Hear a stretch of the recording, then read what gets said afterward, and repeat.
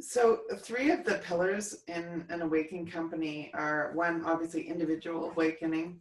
And the second pillar is awakened relationships, which is time spent one-on-one. And it was interesting that with the research, when I looked at CEOs, Vince, the preference was either to spend time in big groups, like doing town halls, or was time in their office versus one-on-one time.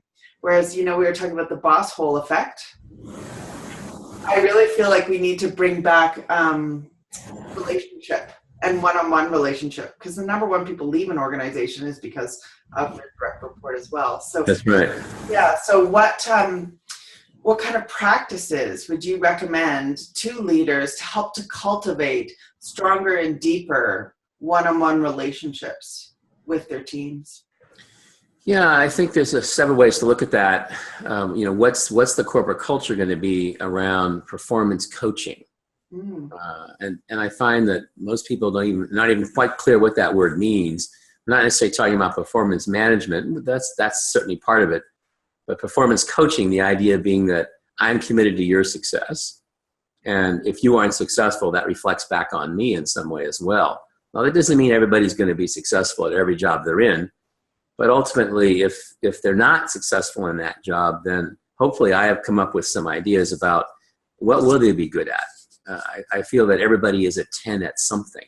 So this idea of performance coaching, commitment to the idea of performance coaching, I think is pretty critical. And that means there's going to be a lot of one-on-one discussions. And what we've done is we've adapted the statement about, again, it's a Jim Collins statement about right people in the right seats. And so in terms of the one-on-one relationship, are you the right person in the right seat? And right person has to do with really just their appreciation for our values and vision and culture. Is that something which resonates with that person? And either it does or it doesn't. I mean, there's some change on the margin, but fundamentally, people have values. They come to work with them. And if their values aren't going to be well aligned with our values, then it's probably not going to work out ultimately.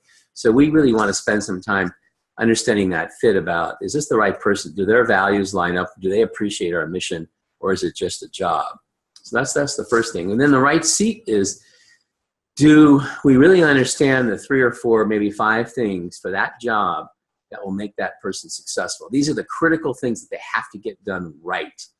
They have to get done well. And if they can get them done well, then that person will be successful at work. So how can I coach them and support them in their performance against that rather small basket of things they really have to do well? And I don't think most people have that clarity about their job, how I personally relate to our company's mission, how that connects some dots for me personally, and then how my work and what I do also connects with the company's goals and objectives, and how critical that is.